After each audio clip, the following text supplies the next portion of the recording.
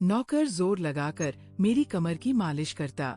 मैं उसको पैसे पकड़ाती तो कहता रहने दो मालकिन, वसूली रात को करूँगा। मैं कुछ समझ नहीं पाती। जैसे जैसे वो मालिश करता मुझ पर खुमारी बढ़ती ही जाती और मैं सुकून से गहरी नींद सो जाती। लेकिन एक रात मुझे नींद नहीं आई। मेरे तो होश उड़ गए जब उस रात मालिश करते करते उसने मेरा नाम राधिका है। मैं बहुत खूबसूरत थी, इसीलिए शादी से पहले हर दिन मेरे लिए रिश्ता आता था। मैं अपने माँ बाप की इकलौती बेटी थी, इसलिए मेरा बाप चाहता था कि मैं इंजीनियर बनकर उसका नाम रोशन करूं। मगर जब मेरे लिए इतने अच्छे रिश्ते आते थे तो मेरी माँ मुझे कहती कि तुम अपनी पढ़ाई छोड़ दो ताकि मैं तुम्हारी शादी कर दूं। मगर मैं अपनी माँ से कहती थी कि मुझे तो इंजीनियर बनना है। मगर ये सुनकर मेरी माँ को गुस्सा आ जाता था और वह कहती थी कि तुम अभी शादी कर लो, ये इंजीनियर की पढ़ाई बाद में कर लेना। मगर मेरा बाप नहीं मानता था, इसलिए मेरी माँ एक बुजुर्ग बाबा के पास गई और उनसे कहा कि मैं अपनी बेटी की शादी करना चाहती हूँ। मगर उसका बाप नहीं मान रहा। कोई ऐसा ताबीज दो कि उसका बाप शादी के लिए फौरन मान जाए। उस बुजुर्ग ने मेरी माँ से 2000 रुपए लिए और ऐसा ताबीज दिया कि मेरा बाप मेरी शादी के लिए फौरन मान गया। ये रिश्ता दरअसल मेरे बाप के दोस्त ने अपने बेटे के लिए मांगा था और कहा कि आपकी बेटी शादी के बाद भी इंजीनियर बन सकती है। ये सुनकर मेरे बाप ने उससे शादी के लिए फौरन हाँ कह दिया और मैं विदा होकर अपने ससुराल आ गई। मेरे ससुराल वाले बहुत अमीर थे, इसलिए मैं और मेरे पति अलग घर में रहते थे। मेरा पति अपने बाप का बिजनेस संभालता था, इसलिए वो सुबह से शाम तक बिजी रहता था। मैं उसके घर गई तो वहाँ का ऐशो आराम देखकर मैं चौंक गई। मेरे पति ने मेरी सेवा के लिए कई नौकरानियां रखी हुई थी, मगर उसका एक नौकर धीरे धीरे मेरे करीब आने लगा। उस नौकर ने मुझसे कहा कि मैं यहाँ काफी सालों से काम कर रहा हूँ और आपके ससुराल वाले मुझे बिल्कुल घर के मेंबर की तरह ही समझते हैं। ये सुनकर मैंने भी उसे खास अहमियत देना शुरू कर दी। वह एक दिन मेरे एक कमरे में आ गया। मैं अभी तक बिस्तर में लेटी हुई थी। उसने मुझे थका थका देखा तो कहने लगा कि आप लेटे रहो, थक गई होगी। अगर आपको ऐतराज ना हो तो मैं आपके कंधे दबा दूं। ये सुनकर मैं चौंक गई। मैं खूबसूरत थी, जवान थी, लेकिन मुझे मेरे पति के अलावा किसी मर्द ने नहीं छुआ था और ना ही मैंने किसी नौकर से कभी अपने कंधे दबवाए थे। इसलिए मैंने फौरन मना कर दिया, क्योंकि मुझे अच्छा नहीं लगता कि कोई पराया मुझे छुए। ये सुनकर वह चुप हो गया और मेरे कमरे से चला गया। तभी मुझे एहसास हुआ कि मैंने उसकी बात का जवाब बहुत सख्ती से दिया था। शायद वो पहले भी मेरे ससुराल में ऐसे काम करता होगा, मगर मैंने साफ इनकार करके उसका दिल तोड़ दिया था। दरअसल में बहुत नरम दिल थी, इसलिए मुझे बाद में अफसोस होने लगा। मैं उसके बारे में सोचने लगी कि ये नौकर तो काफी जवान और खूबसूरत है, मुझे इससे कंधे नहीं दबाना चाहिए था। शायद मेरे पति को ये बात अच्छी ना लगे।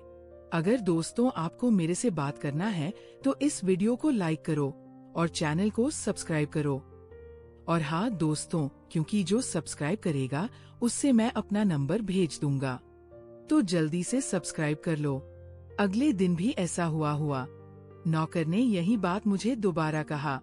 मैं उस दिन बहुत थकी हुई थी, इसीलिए मैंने अपने कंधे आगे कर लिए और उससे कहा कि तुम मेरे कंधे दबा दो।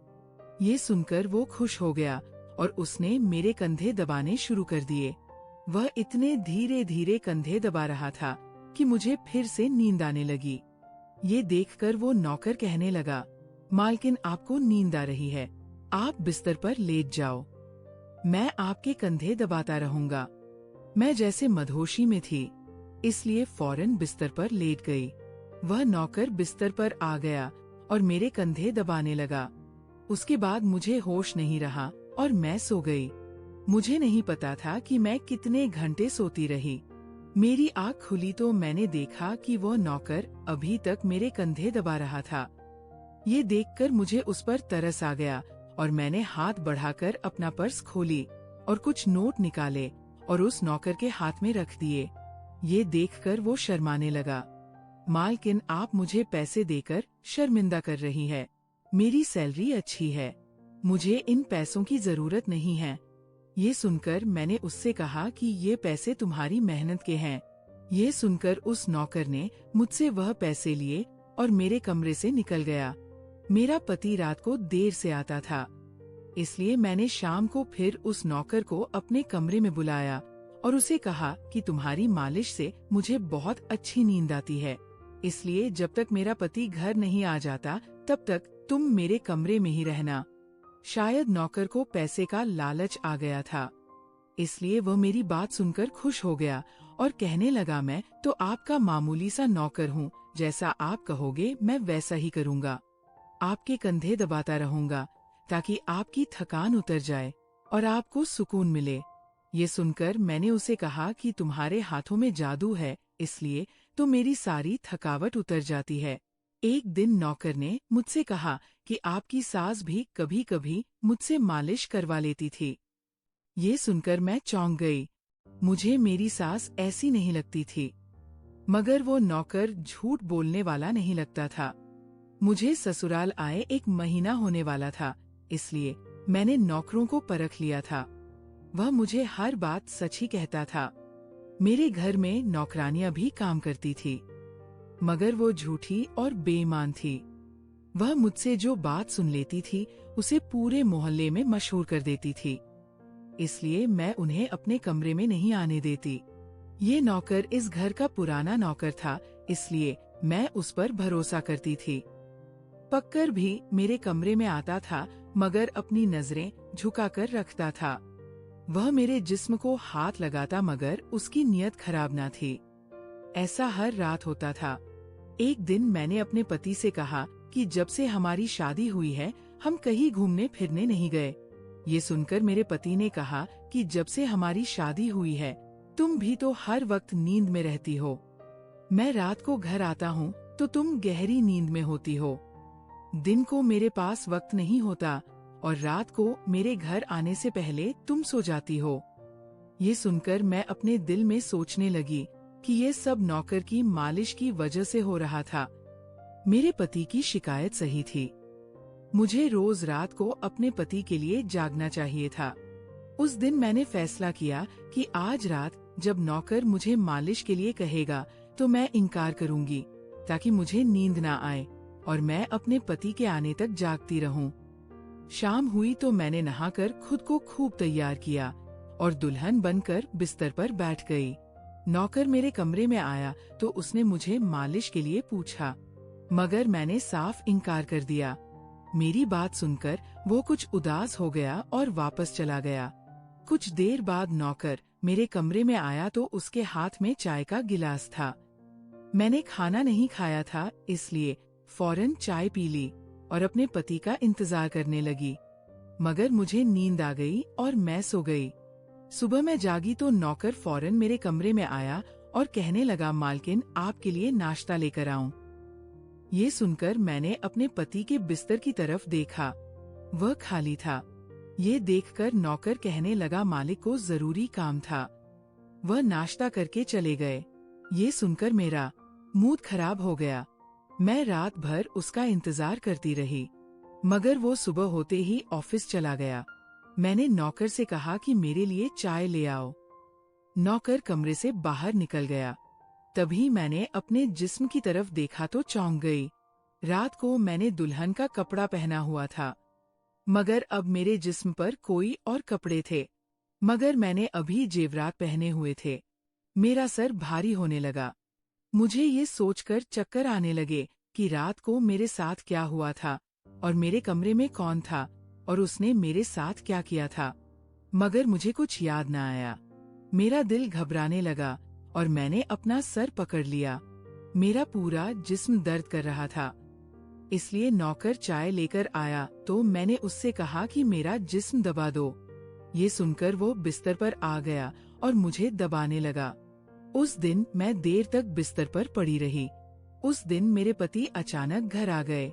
मैंने उसे देखा तो उस पर बरस पड़ी। मैं रात को तुम्हारे लिए दुल्हन बनकर जागती रही, मगर तुम नहीं आए। ये सुनकर मेरे पति कहने लगे, मैं रात को कमरे में आया तो तुम गहरी नींद में थी, इसलिए मैंने तुम्हें नहीं जगाया। ये सुनकर मैं चौंक गई, मगर मेरे कपड़े किसने बदले और नींद पूरी होने के बावजूद मेरा जिस्म क्यों दर्द कर रहा है? मैं उलझ गई थी। मेरे पति कहने लगे, अच्छा ठीक है, मूड खराब करने की जरूरत नहीं है। मुझे आज रात एक काम के सिलसिले में बाहर जाना है, इसलिए देर हो जाएगी, मगर अभी मेरे पास 3 से 4 घंटा फ्री है। अगर तुम कहो तो हम अभी कहीं बाहर जा सकते हैं। ये सुनकर मेरा मूड खुद ब खुद ठीक हो गया और मैं सारी रात वाली बातों को भूलकर खुश हो गई। शादी के बाद ये पहला मौका था कि मैं अपने पति के साथ कहीं बाहर जा रही थी। मैं जल्दी जल्दी तैयार होने लगी, जबकि मेरा पति गाड़ी में बैठकर मेरा इंतजार करने लगा। उस वक्त नौकर मेरे कमरे में आ गया और मुझसे पूछा, मालकिन आप कहीं जा रही हैं क्या? ये सुनकर मैंने उससे कहा कि हाँ, मगर तुम क्यों पूछ रहे हो? ये सुनकर नौकर कहने लगा, मैं आपका नौकर हूँ, मगर आपको यही सलाह दूंगा कि आप बाहर नहीं जाओ, क्योंकि आपका जिस्म थक जाएगा। ये सुनकर मुझे गुस्सा आ गया और मैंने उससे कहा कि तुम मेरे नौकर हो, मेरे पति बनने की कोशिश मत करो। ये कहकर मैं बाहर चली गई। ना जाने मुझे किस बात पर गुस्सा आ गया था। मैंने उस नौकर को खूब खरी सुना दी, वह भी अपनी औकात जान गया था। तभी तो मैं जब घर आई तो वह मेरे सामने नहीं आया। मेरे पति मुझे गेट पर उतार कर वापस बाहर जा चुके थे, जबकि मैं अंदर आई तो मेरा सारा जिस्म बुरी तरह दुख रहा था। शायद मेरे जिस्म को मालिश की आदत हो गई थी। तभी तो रात होते ही वो मालिश के लिए तड़पने लगता था, लेकिन मैंने उस नौकर को नाराज कर दिया था, इसलिए आज वो मेरी मालिश करने नहीं आया, मगर मुझे उसकी जरूरत थी। इसलिए मैंने एक नौकरानी को बुलाया और उस नौकर को बुलाने को कहा। थोड़ी देर गुजरी थी कि वो नौकर मेरे कमरे में आ गया, मेरे बिस्तर पर बैठ गया और चुपचाप मेरे कंधों को दबाने लगा। ये देखकर मुझे शर्मिंदगी हुई। मैंने उसे इतना बुरा भला कहा, मगर उसने मेरी बात को बिल्कुल बुरा नहीं माना। मैंने उसे चुप देखा तो कहने लगी, मुझे उस वक्त पता नहीं क्या हो गया था, इसलिए मैंने तुम्हें खरी सुनाई। मैं इतने दिनों के बाद अपने पति के साथ कहीं बाहर जा रही थी, इसलिए मुझे तुम्हारा टोकना अच्छा नहीं लगा, इसीलिए मुझे माफ कर दो। मैं उसकी मालकिन थी और उसे इस काम के पैसे देती थी, मगर अब भी मुझ में इंसानियत जिंदा थी, इसलिए मैंने मालिक होकर भी नौकर से माफी मांग ली, क्योंकि वो भले ही नौकर था मगर वह एक इंसान भी तो था। मेरी बात सुनकर वो नौकर कहने लगा, मैं आपका नौकर हूँ, इस काम के लिए मैं आपसे सैलरी लेता हूँ, इसलिए आपको हक है, आप जो चाहे मुझे कह दे। ये सुनकर अब मैं चुप हो गई, मगर मैंने सोच लिया था कि आइंदा इससे ऐसा कुछ नहीं कहूँगी। वह उस रात देर तक मेरी मालिश करता रहा और फिर मुझे नींद आ गई। मुझे नहीं पता था कि नौकर मेरे कमरे से कब निकला और कब मेरे पति घर पर आए। मैं सुबह उठी तो मेरा पति बाथरूम में था और बाहर जाने के लिए तैयार हो रहा था। मैं उसे हैरानी से देखने लगी। पता नहीं आजकल मुझे क्या हो रहा था। नौकर की मालिश से मुझे इतनी गहरी नींद आती कि मुझे किसी बात का होश न रहता था। मुझे इस बात का भी पता नहीं चलता था कि मेरा पति कब कमरे में आता था। मैं सोचने लगी कि इस नौकर की मालिश में ऐसा क्या जादू था कि वह मेरे पति के आने से पहले ही मेरी मालिश करता तो मैं अचानक गहरी नींद में सो जाती थी। सुबह जब मैं उठती तो मेरा सर भारी महसूस होता और मैं चलने फिरने के काबिल नहीं रहती, मगर ये बात मैंने अपने पति को नहीं बताई, क्योंकि मैं नहीं चाहती थी कि ये बात मेरे पति को पता चले कि मैं उस नौकर से मालिश करवाती थी। एक दिन मेरा पति दिन के वक्त घर पर ही रहा। मैंने नौकर से घर के सारे काम करवाए, अपने कमरे में नहीं आने दिया। नौकर भी घर के सारे काम करता रहा और मालिश वाली बात किसी के सामने अपने मुंह से नहीं निकाली। मैं भी चाहती थी कि ये बात किसी को पता ना चले। इस दौरान जब मेरा पति घर से बाहर जाता था, मैं उस नौकर को कमरे में बुला लेती थी। मगर एक दिन मेरा पति अचानक ही घर आ गया और मैं कमरे में थी। ये देखकर मैं बहुत घबरा गई और सोचा कि पति के आने से पहले नौकर को भगा दूं। मगर यहाँ नौकर भी बड़ा समझदार था। मेरे पति के आने से पहले दूसरे काम पर लग गया और मेरे पति को कुछ पता नहीं चला। मैं मालिश घर की नौकरानियों से भी करवा सकती थी, मगर उस नौकर के हाथ में क्या जादू था कि मैं उसे हर रोज अपने कमरे में बुला लेती थी। मुझे पता नहीं क्या हो जा रहा था।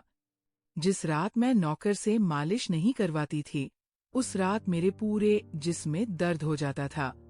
सुबह मैं जागती तो मेरा सर भारी हो जाता था और मुझे थकान भी हो जाती थी। एक रात मैंने नौकर से मालिश करवाई और गहरी नींद सो गई। सुबह मेरी आँख खुली तो फिर से मेरे कपड़े चेंज हो चुके थे। ये क्या माजरा था? ऐसा कौन करता था? क्या मेरा पति मेरे साथ ऐसा कर रहा था? मैं सोच में पड़ गई। मैंने शीशे के सामने जाकर देखा तो चौंक गई। मेरे पूरे जिस्म पर लाल निशान पड़ गए थे। ये कैसे निशान थे? मैं अपने जिस्म पर हाथ फेरने लगी। मैं जैसे उस निशान को मिटाना चाहती थी, मगर ऐसा न हुआ। अगले दिन फिर मैंने अपने जिस्म को देखा कि निशान खत्म होने के बजाय फैलने लगे थे। मैं घबरा गई। तभी मेरे कमरे में नौकर आ गया और उसने मुझे मालिश को कहा। मैं उस निशान को छुपाना चाहती थी, इसलिए उसे कहा कि आज तुम सिर्फ मेरे कंधे दबा दो। उसने मुझसे कुछ नहीं पूछा, मगर मैं अंदर ही अंदर डर रही थी। किसी दिन मेरे पति ने ये निशान देख लिए तो मैं उसे क्या जवाब दूंगी? मैं ये सोच सचकर थक चुकी थी, इसलिए मैंने तकिए पर सिर रख दिए। नौकर मेरा मसाज करने लगा। मेरी आंखें नींद से बंद होने लगी थी। तभी मुझे नौकर ने ऐसी बात कह दी जिसे सुनकर मेरे होश उड़ गए। उसने मुझसे कहा, मालकिन आप मुझे बहुत अच्छी लगती हो। मेरी आंखें बहुत बोझल होने लगी थी। मुझे उसकी बात समझ नहीं आई और फिर मैं गहरी नींद सो गई। सुबह मेरी आँख खुली तो मेरा पति भी बिस्तर में लेटा हुआ था। मेरा सर भारी हो रहा था और जिस्म दर्द से छूट रहा था, मगर उसके बावजूद मैं अपने पति के करीब गई और उसे धीरे से उस निशान के बारे में बता दिया। मैंने सोचा कि ये निशान बढ़ रहे थे, इसलिए मुझे ये बात अपने पति को बता देनी चाहिए। ये सुनकर मेरे पति ने मेरे जिस्म से कपड़ा हटाया तो वो उछल पड़ा। वह मुझसे दूर हो गया और कहने लगा, तुमने मुझे धोखा दिया है, बेवफाई की है और तुम्हें उसी की सजा मिली है। ये कोई बीमारी नहीं है, बल्कि तुम्हारा गुनाह है। मुझ में क्या कमी थी जो तुमने दूसरा मर्द तलाश कर लिया? मैं काम में बिजी था। मर तो नहीं गया था कि तुमने एक और चक्कर चला लिया। ये सुनकर मैं हक्का बक्का रह गई तरगी। मैंने उससे कहा कि यह आप कैसी बातें कर रहे हैं, मैं बेकसूर हूँ। मगर मेरा पति हंसने लगा और कहने लगा, ये निशान बता रहे हैं कि तुम गुनहगार हो, इसीलिए मेरे घर से निकल जाओ। मैं तुम्हें तलाक के पेपर भेज दूंगा। उसने मुझे धक्के मार मारकर घर से निकाल दिया। मैं रोते हुए अपने माँ बाप के घर आ गई और उन्हें अपनी बेगुनाही का यकीन दिलाया। वह मेरे अपने थे, इसलिए उन्होंने यकीन कर लिया। उन्होंने कहा कि वह मेरे पति से बात करने जाएंगे, मगर उनके जाने से पहले ही तलाक के कागज आ गए और मेरी हंसती मुस्कुराती दुनिया उजड़ गई। मैं इसका जिम्मेदार किसको ठहराती? कोई भी तो नहीं था। मैं कई दिनों तक रोती रही। मुझे ऐसा लगने लगा था जैसे मैं मरने वाली थी। एक दिन मेरी माँ मेरे कमरे में आई और कहने लगी कि तुमसे कोई मिलने आया है। मैं भाग कर गई कि शायद मेरे पति आए हो। उसे मेरी बेगुनाही का एहसास हो गया हो।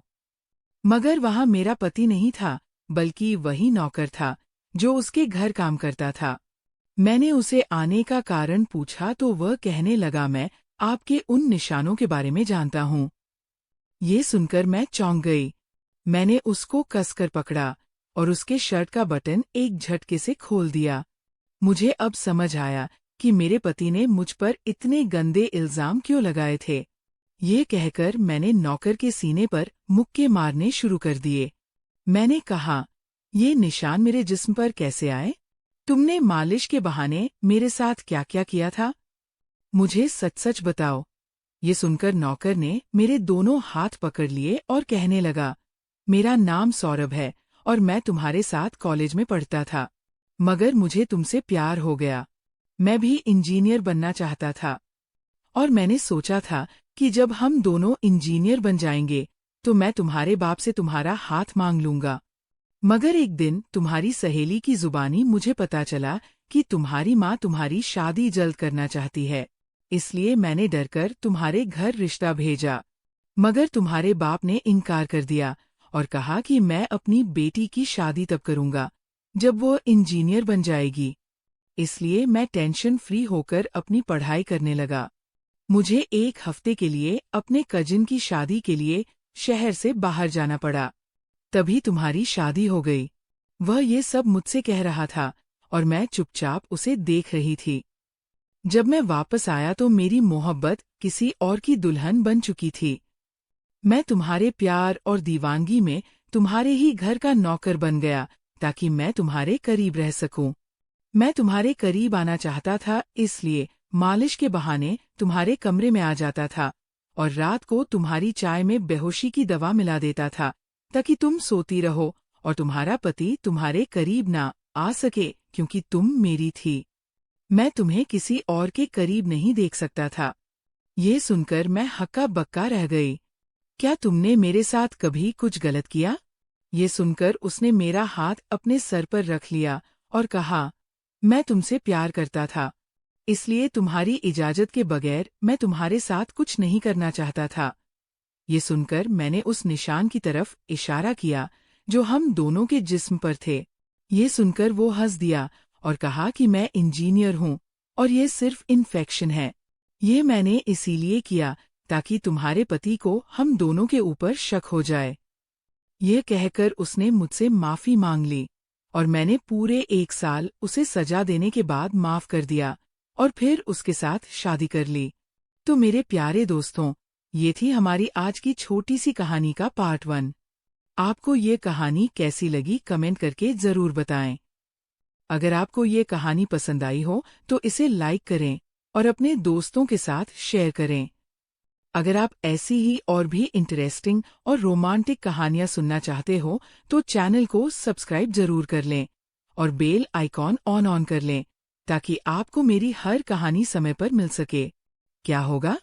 अब आगे क्या राधिका सौरभ के प्यार को स्वीकार करेगी या कुछ और बड़ा ट्विस्ट आएगा? ये जानने के लिए कल मिलेंगे पार्ट 2 के साथ। धन्यवाद।